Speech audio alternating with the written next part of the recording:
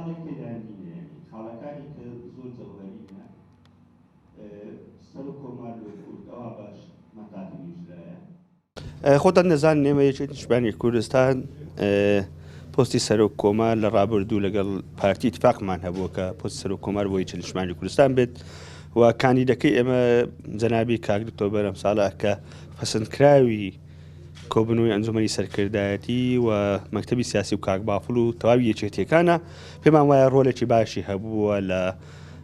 چ لە ئاسی دیبلۆماسیە لە ئاسی ناوخۆی عێراقا و لە چارەسەرکردنی کێشەکانەوە ڕۆلی خۆی بینیوە لە ئاستی سەرۆک کۆمار و زیندووکردنەوەی سەرۆکاتی کۆمار بۆ ئێمە هەڵباتە پێمان باش بووە کە دەرفەت بە کاک بەرهەم بدرێتەوە بۆ ئەوەی 4 ساڵی تریش بەردەوام بێلەوەی ئەم کارانەی پرۆژانەی کەماویی تەواو بکە تەواو بکە پێمان وایە باشترین کاندیدە و پشتیوانی نێودەوڵەتی و پشتیوانی ناوخۆییشی هەیە کاک بەرهەم ساڵح و ئێمە وەکو یەکێتی نیشتیمانی کوردستان بەردەوامین و هەڵوێستەی ئێمە کە بە کاندیدکردنی دکتۆر بەرهەم ساڵح هەلوێستەشی نەگۆڕە و ئەمە بڕیاری کۆتاییە لە یەکێتی نیشتیمانی کوردستان ئەوەی ئێستا هەیە برادرانی پارتی کاندیدی خۆیان هەیە و شارزێباریە و ئێمەش کاندیدی خۆمان هەیە و دەچنە ناو پەرلەمان هەڵبژاردن دەکەین وتر